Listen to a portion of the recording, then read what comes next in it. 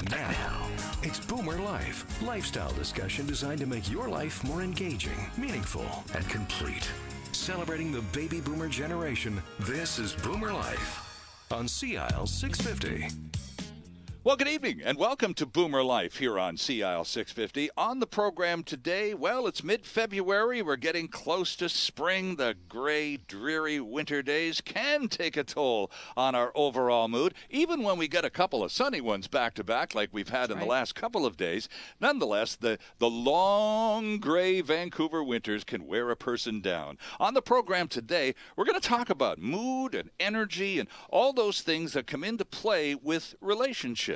And we'll have the courage to confront the issues when relationships go wrong and take on some conditions that are negatively affecting we baby boomers in a big way. It's a real pleasure to welcome Dawn Schooler from Jericho Counseling Clinic to Boomer Life. Hello. Hello. Good to have you aboard. It's a pleasure to be here. Well, it's nice to have you along. Tell us a little bit about yourself as a counselor, and then we'll find out more about Jericho Counseling with those 3 Vancouver locations. But get back to square one, Dawn Schooler, and tell us about you. Well, I truly think counseling was a profession that found me more so than me finding it, to be honest. Because you're a sporty type. You're a former basketball coach. Yeah, I went to college and I was going to be a basketball coach, which I ended up doing. But it truly was the human condition, if you will, that caught my attention. Okay. And I discovered that before long, I was far more engaged in and enjoying the challenge of figuring out who people were and how to help them be their best selves than I was, reading Sports Illustrated about how to run a better team. But any successful coach in any sport will tell you there's a little bit of the counselor in the job description, isn't there? Absolutely. If you look at coaches like John Wooden, of the UCLA generation, and then Phil Jackson of a more modern era, both of those fellas, boy, did they understand humans and how to get the best out of them and how to support them when you need to and nudge them when they should be. That was what separated them out as the best coaches of their time. So motivation on the part of a coach really is a form of psychological counseling, isn't it? Absolutely. It's inspiring in individuals to raise themselves to greater heights. Absolutely. And helping them get out of their way at times, their own way at sometimes. Sure. But truly, my first incarnation as a basketball coach was right after university in the early 80s. And I was okay. I was not a bad coach, but I went back for another run at it in 2000 to 2004 after having practiced as a therapist and most of the way through my master's. And I was far and away a better coach, because I had a much more grounded experience in the human experience and how to help people. Were you better, Dawn, because it wasn't as much about winning the cup at the end of the season as it was bringing those talented and capable young women along for the entire season? Was there a different emphasis when you came back the second time? I think without a doubt. And in fact, when I used to recruit young women and I would meet with their families, I would say, basketball needs to be priority 3 if you want to come play for me at this school. Family community 1, school number 2, and then basketball. And I had some young student athletes and their parents kind of walk away because they're like, I don't know about this one. Right. But truly, if you go at it in that order, you will build great humans and great teams, because it's all about the process and the outcome takes care of itself. Interesting stuff, because in other sports you see the singularly focused child and the aggressive, ambitious parents, and it really is it's all about making it in the big leagues of whatever that sport is. And God help anybody who gets in the way of that group on their success mission. Exactly. And you know what? Not many of them succeed. Well, no, and you see some of them that do quite well up to a certain point. Right. And then if they don't figure out their inside world and how to work well with others, whether it's an individual sport or a team sport. If you can't connect with your coaches and your trainers and your marketing agents and everybody else, you can't be successful in your sporting life. So you're learning all of these important and really strong life lessons. Yeah. As a young basketball coach, Capilano College, was that your team in the 80s? That was, and they had a winning record, too, as I recall. True. So good on you for Thank that. you. So when did you move from that, the coaching desire and ambition to into recognizing your joy when you get into the counseling aspect of coaching. You recognize this is something that, wow, I'm kind of good at it, and I really like it. So when did you decide to become a counselor and skip the coach part?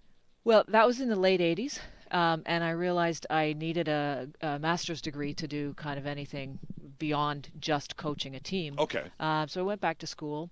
I enjoyed parts of that, but very quickly realized I want to work with people differently. And so I kind of switched gears a little bit and got into working with high-risk teens, we'll call them. Okay. And I moved up through the ranks as a child care counselor and began to develop skills. Wow, they were wonderful teachers, those young people, and realized that I actually didn't know all that much about really how to accept every individual as the expert in his life or her life. Right. Because up to that point, I was the expert on everything. I knew stuff, and I was going to teach you stuff. Right. And then I realized, oh, actually, these people I'm trying to help know way more about who they are and what's going to work for them than I did. And that was fascinating to me. And that was really the genesis of my road trip towards being a counselor and a therapist. So you mentioned that this sort of epiphany occurred while you were working on your master's degree. Yeah. Is it requisite in British Columbia for a clinical counselor such as yourself to have a master's degree, Don? Yes, the word counselor in and of itself is not regulated in any way. So truly, if you, for instance, wanted to get yourself a website and call yourself a counselor, you could do that. And that's part of the concern for me as a therapist and now as a business person, because I don't like that part of this profession. Okay. To be a clinical counselor, you must have a minimum of a master's degree, and that means go to school. Manage to make your way through a supervised internship of at least it varies from program to program, but at least 500 hours, and then pass the rigors of these accreditation agencies. And what discipline would the master's degree be in, Donna? Would it be in psychiatry or psychology? Psychology. Okay. Yes. Psychology or counseling. Okay, so there Yes. is a separate MA in counseling now. Yes. Okay, and who regulates? Who's in charge of all of this in British Columbia? In British Columbia, it's the BC Association of Clinical Counselors. Okay. And we've been working for a number of years to get the word counselor and the profession of counseling more heavily regulated by the province. We want a college of counseling therapists, and there's an organization right now. It's a credibility thing by the sounds of it, isn't it? Well, it's a credibility thing, and it's really about providing, ethical service. Because if we can't demonstrate to the public that if things don't go well with me, there's somebody higher up that I actually answer to, and you can actually have me, taken off the road, so to speak. Right. That's how we deliver accountable service. And if the public can't trust that, then we do have a credibility problem. Okay, tell us about Jericho Counseling. When did you and Jericho intersect? Sure. A wonderful colleague of mine actually started Jericho Counseling, Mark Giesbrecht, in 2001, and I arrived in about 2005 as a therapist, working for and with him. Okay. Does the name come from a location around Jericho Beach? Is that where it comes from originally? It doesn't. Do you want me to tell you that story? Yeah, it's sure. a really great story. Okay. Mark and his wife had a child, as many people do. Yes. And they had a couple of names picked out. They had a boy name and a girl name. All right. And they had a girl. So when a girl name's used up. So when Mark starts building Jericho Counseling, and he was mucking about trying to figure out, what am I going to call this business? Sure. His wife very sagely said, well, it's kind of like having another kid, this business thing. Why don't we use the boy name that we didn't use? Well, there you go. So very few people know that story, although that might that's be a about great to change. story. Isn't that? Yeah. So it truly was reserved for their boy baby that didn't arrive, and they birthed Jericho Counseling. Interesting stuff. And how long has it taken from those early days to get to where we are now in early 2015 with 3 locations in the city. Yeah. It's been pretty phenomenal growth. And what year was that? 2004? Yeah, I took over I arrived as a therapist in 2005, and I took over as director in 2007. And at that point, there were two locations, one in Metrotown and one in Vancouver, running one office out of each of those locations. Okay. We are now running 3 locations, one in downtown Vancouver, one on Broadway over near VGH, and one in Metrotown attached to the big mall there in one of the towers. And we're running 9 full-time offices out of those 3 locations right now. That's impressive. I suppose I'm finding it even more so, Dawn, because counseling is still, there's an awkwardness around counseling, and you could call it a stigma if you wanted to, and I suspect I will frequently. Yes. You do. Yes, I do. But this is where we talked about this over coffee before we started. It was okay in high school to go down the hall and sit down with a guidance counselor. He or she was okay. They had pretty good advice on, how to pick a university and all those good things that guidance counselors help you with in high school. And that was fine. It was no big deal. Where are you going? Got to see the guidance counselor. Okay, catch up to you later. No big deal. So you go to university and you come 5 years later, going to see a counselor is no longer cool, socially acceptable, or in any way tolerated. You're going to a counselor? What's wrong with you? Yes. It's an admission of weakness, and somehow or another, that's wrong. And I think it's a strength to know your weaknesses. Totally agree. But not a lot of people agree with that, and so somehow or another, it's seen as an exhibition of frailty that is perhaps unnecessary and unbecoming even. Yeah. Well, and I think that what happened, in high school, even though I sort of thought I knew everything, that stage. Didn't we all? Oh, the older I get, the smarter I was. Is that we didn't really know, and so it's just what you did. If you're going to find a university, you got to go talk to this person. Sure. Okay. Yeah. It's what you do. You get through university, and you're supposed to be smarter. You're supposed to know what to do, and so to reach out. At that stage, guidance counseling, it's what you need, it's what you do. Okay. Right. Counseling after that fact seems to be saying there's something wrong with me. And who of us likes to ask for help? Mm-hmm. Very few of us likes to ask for help. Now, I like to suggest to people that if, I can do drywall. I get a hole in my wall. Okay, 3 or 4 days later, maybe I get myself a little kind of spackle. Yeah, right. And, okay. And it takes me a long time. It's kind of messy, and people go, "Hey, looks like you did that yourself." I go, "Oh yeah, I did." Right. Versus, I got this really great guy that does drywall, and I bring him in.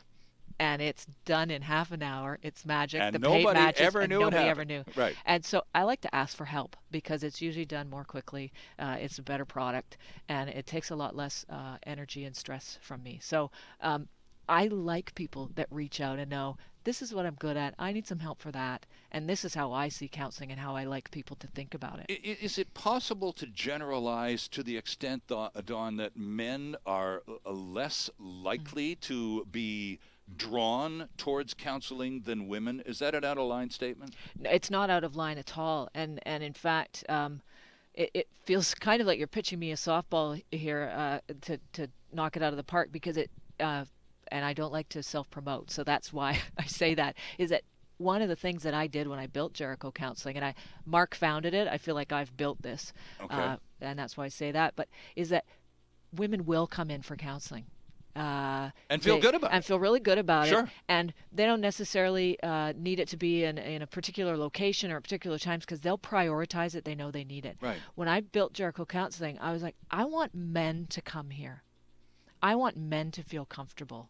So I've taken a different kind of business model with that, and we have offices that are as welcoming to our male clients as they are to our female clients. Okay. We have a certain style of furniture that men feel comfortable on and around. We have a certain style of interacting, and our population, our demographic, skews a little higher to male clients Interesting. than the average, because I really wanted to make it accessible to male clients. And obviously you've succeeded because there now is a sort of a word of mouth out there that if you do need a little bit of professional assistance in your life, those folks over at Jericho, they're pretty good. Yeah, exactly. And they're good with guys. Yeah, it wasn't awful. Right. And, well, that for a guy is a fantastic start. Right. Yes. We're talking with Don Schooler, the clinical director of Jericho Counseling, with 3 locations in Vancouver. We'll tell you more about that when we continue here on Boomer Life on CIL 650. Celebrating the baby boomer lifestyle. This is Boomer Life on CIL 650.